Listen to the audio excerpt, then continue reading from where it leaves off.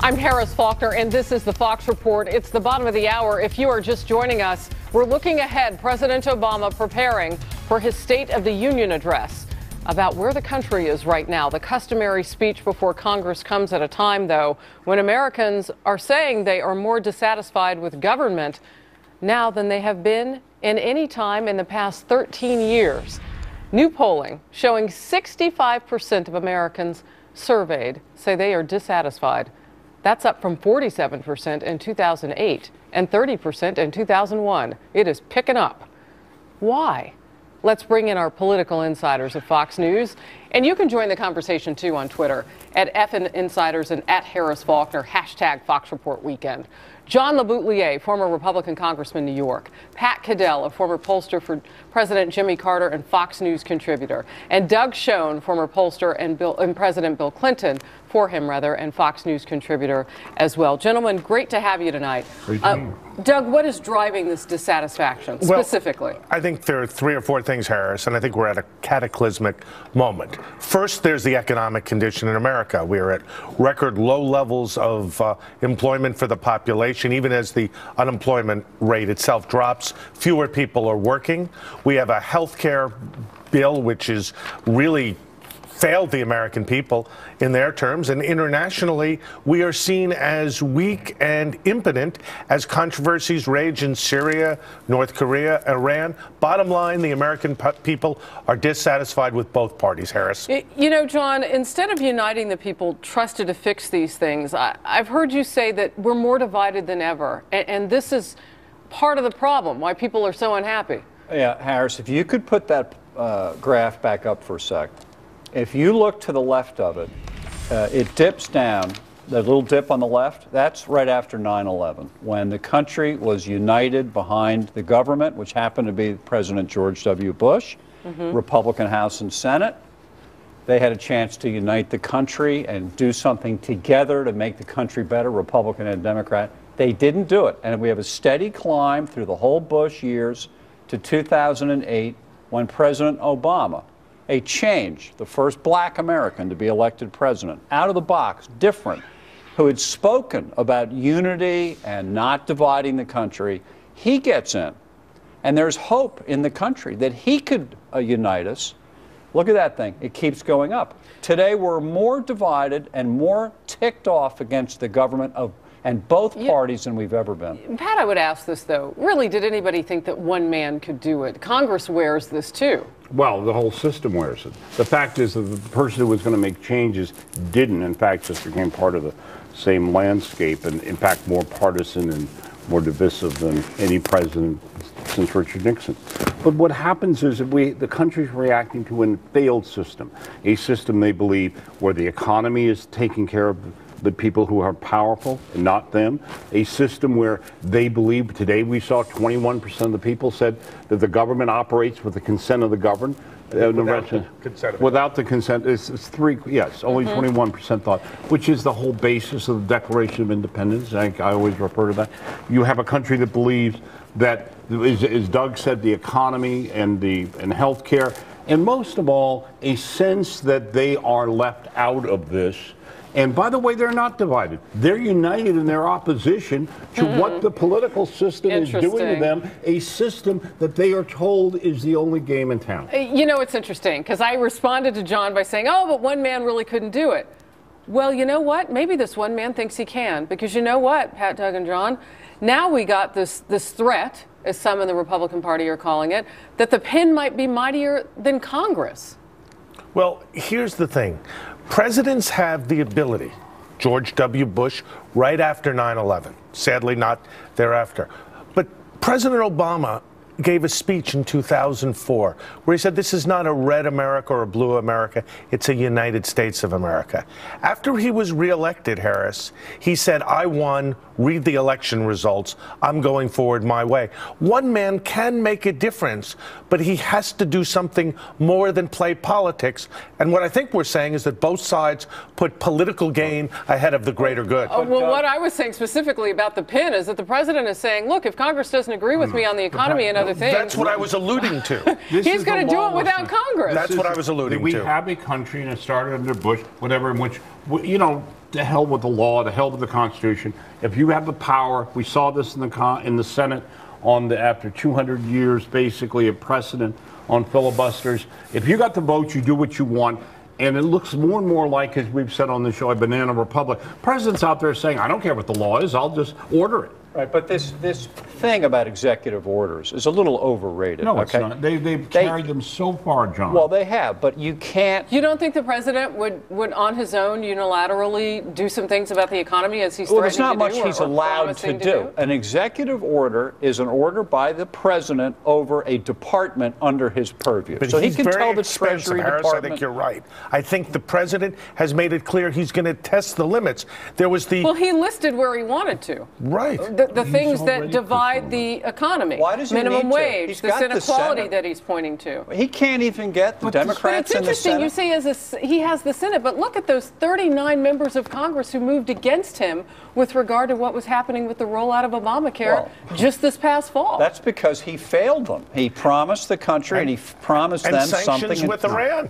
He doesn't have the Senate. We really are going to have a fight now over whether there are going to be much stronger sanctions on Iran, potentially scuttling his deal on their nuclear progress. Presidential leadership, as Richard Newstadt's famous book said about presidential leadership, and quoted, is the ability to persuade people. It is the ability to persuade. That's what great leaders do. They do not get to rule unilaterally or by fiat. This president's not interested in leading. He's interested in ruling by fiat. The last great persuader was Reagan. You never heard Reagan say, well, if I don't get what I want, I'm taking the pen out.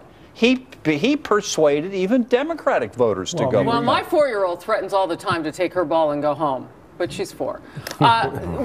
She should be in the Republican leadership. That's how they play. Wow. Exactly. There you go. Snap from you. You know you're a Republican, right? Well, I'm bothered by it at times.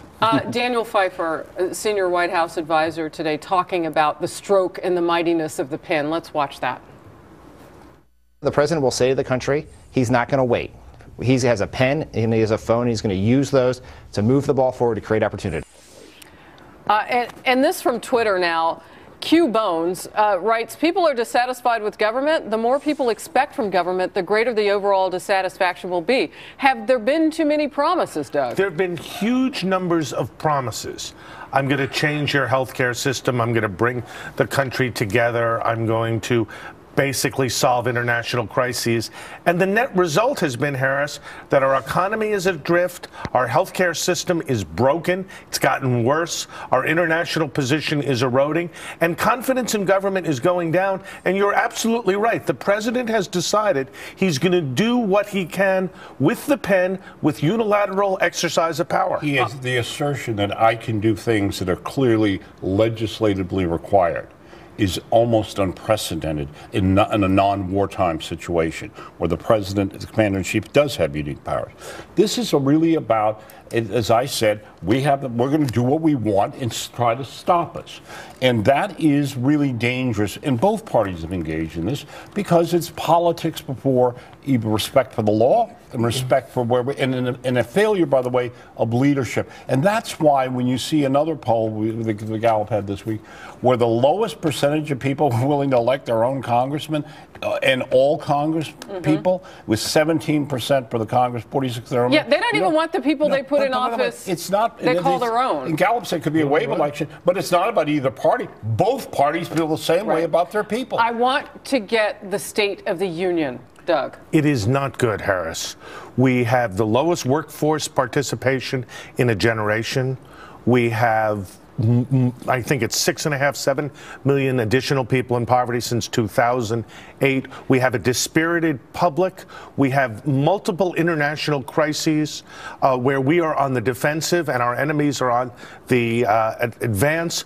Bottom line, Harris, a dispirited, defeated American people who, frankly, have more good than most of the politicians in Washington on their side. I want to bring this off of Twitter. Susan O'Brien writes, the insiders, please speak of what's good about America instead of denigrating those who love and cherish this nation. Hashtag Fox Report Weekend is why it got read. No, we're not denigrating America. We love it. We're speaking in love of America. We're denigrating the people who have failed America, who don't love America, don't put the country first. They put their ambition and their own political designs. You'd say both parties, wouldn't you? Both parties, an entire political elite that has failed this country and has produced a disaster waiting to happen. We are, as you said, on the precipice of a cataclysm in this country, and the people know it. And let me tell you what is good. If we had leaders as good as the American people, and the American people were in charge of their country, we wouldn't be in this state. That's the most important good thing. That's about the best thing we've ever heard on TV, what he just said. That you can't beat that. That's it. And anybody who has any doubt that the American public knows what they want, what they don't want, and really has their thumb on the pulse of things, take a look at this poll. It really lays out the negatives, if you would, the headwind facing this president ahead of Tuesday night. And as we dissect what happened on this Sunday and look forward to what's happening Tuesday, let's in fact do what Pat says. Let's listen to the American people on this. This is what they say is the disapproval, and that's the number there in red that I want you to notice, the job rating that they give this president on income inequality, which is something he says he wants to talk a lot about. Well, he's not scoring well already. The economy, 59% disapprove, and that 66% was on the federal deficit, which is north of 17.3 trillion. Point about the income inequality thing. In 2008, you remember the famous incident, the president, then Senator Obama, meets Joe the plumber. Joe the plumber says, well, I hear you're a socialist. And Senator Obama says, no. I just want to spread the wealth around a little bit. Isn't that the definition? Well, whether it is Maybe or not, what is happening, and it happens with liberals and with government all the time, they pick out a problem, income disparity, they address it, and guess what happens? They make it worse. Hold on, they pick out health care. I want to solve the problem of people who are uninsured, and what ends up happening? More people are uninsured. They pick out poverty. They want to cure poverty. More people are living in poverty. You know, Harris, in fairness, we have not gotten from the Republican leadership or the Republican base a set of pro-growth, free market approaches to the issue of growing the economy, creating jobs, and alleviating poverty. Because they're so into saying no and playing politics with President Obama that they don't put the country first. They put their political interests as they perceive it first. The State of the Union is two countries.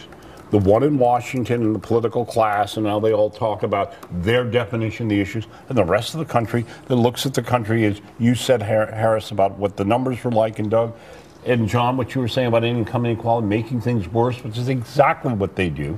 The income inequality is worsened under Obama, the 5 years he's been president. You know why? Because all of it is about enriching your supporters and base. It is nothing about helping ordinary people. And enriching yourself, Pat. And enriching yourself. That is what we have, and these people are about enriching themselves and against the interests of the American people. And that is what's wrong here. I see a lot of people, and they're saying they represent both sides of the political aisle on my Twitter page, saying that they agree with that they feel like their voices are not being heard, that they don't count in the conversation. But when you look at those negatives, people have a definite feel about what's not working. And so now I ask you this question. Are we making too much about one address?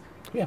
Well, one address symbolizes the fact that we don't have a bipartisan plan to address the balanced budget. We have not had a bipartisan plan to create jobs or to fix the healthcare mess.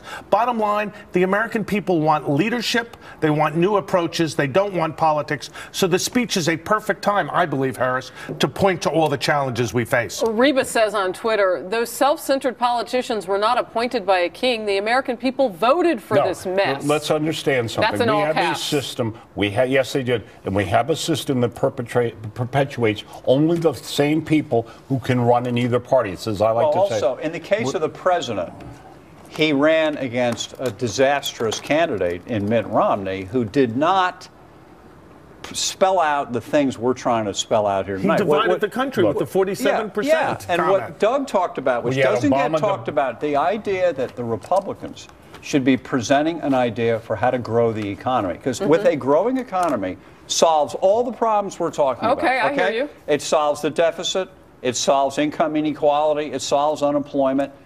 What we have is an administration that's against the private sector, who thinks the private sector is second rate, okay? And they think government and spending in the government will solve problems. Hold on one second, gentlemen, because we ran a little bit of John Fund, who was our guest from the National Review, talking earlier this weekend about the fact that the GOP is gearing up for the kind of fight that you're talking about for 2016, already looking beyond 2014 and looking at how Republicans will choose a candidate for the White House a little bit differently by shrinking the primary season and taking out those, 55,000 debates? I'm obviously exaggerating. Which we did with you, Harris.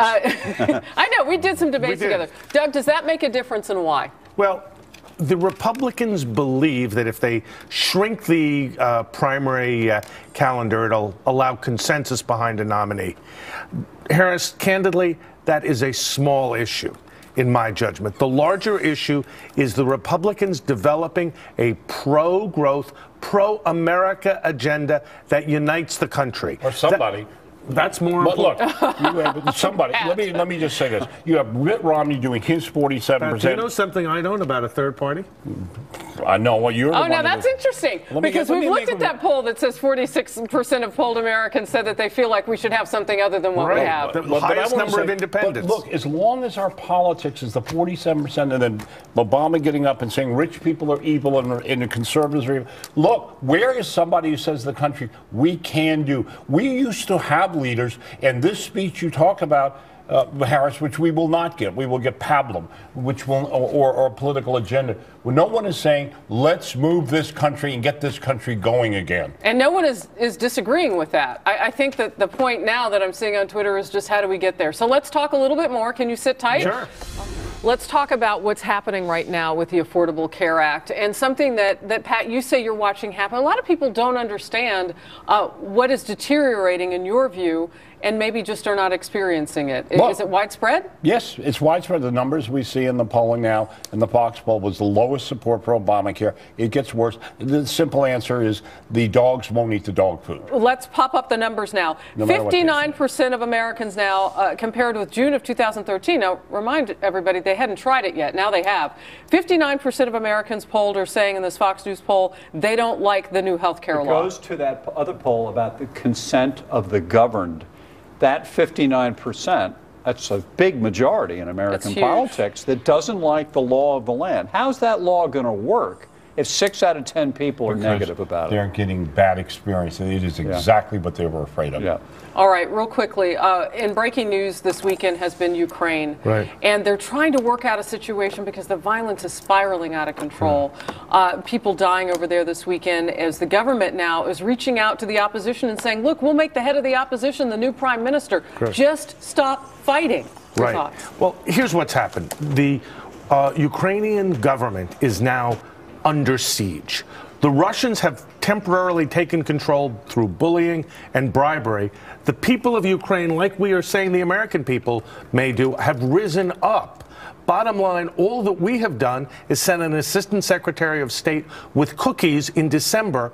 The Russians have had preeminent influence. The only thing standing in the way of tyranny in Ukraine are the Ukrainian people. We're that the American people rose up in the same way. And Doug, the 800-pound gorilla in this thing is something that America needs to talk about more, is President Putin is the big guy on the foreign policy scene. We have ceded the ground to him. So Syria, he's the big man there after we failed. Obviously, the Sochi Olympics are all about Putin. And Iran, too, John. Iran, he's got sway there. Let's That's a very interesting point. My question about Ukraine was how does America fit in? And what you're saying is, no, the question is how does Putin fit in from Russia? Putin runs the agenda of the world. We said this several times. So we ceded ground to him. Yes. Well, no, we just abdicated. And he's taken it. He's taken it. All right. The American leadership has disappeared in the world. If you want to continue the conversation with the insiders, you can on foxnews.com, 10:30 a.m. Eastern. Gentlemen, thank you for being here. Our usual spot here on Sunday nights as we break down what happened today and get you ready for a new week in politics. That is how Fox reports on this Sunday, January 20th, 2014. Before we go out, though, let's do a couple of tweets. Because I'm being told in my ear that we have time for them, and that is good. People want to know tonight, well, first of all, Peggy Stacey says, great discussion. But there's a question here about Pat Caddell and whether or not he has switched parties from your discussion tonight. Real quickly, your thought. I've joined a new party. It's called the American Party. It's called My Country First. Really, I mean, enough of both of these groups. Michelle B. wanted to know that. And real quickly, the question here, what will Republicans say in a rebuttal on Tuesday night? It'll be the same. There'll be, first of all, there are two rebuttals. Are you snoring? I'm sorry, That's rude. I'm There are snoring. two I'm trying not to rebuttals. laugh. There's a Republican rebuttal and a Tea Party rebuttal, and it's the same old stuff. They never come out. They should do what Doug said a while You're ago. not getting invited to any GOP parties. I'm Well, I don't already wanna saying. get invited. Harris, I know you we're don't. not invited to any parties. Thanks parties. for joining us. Have a fabulous, blessed week.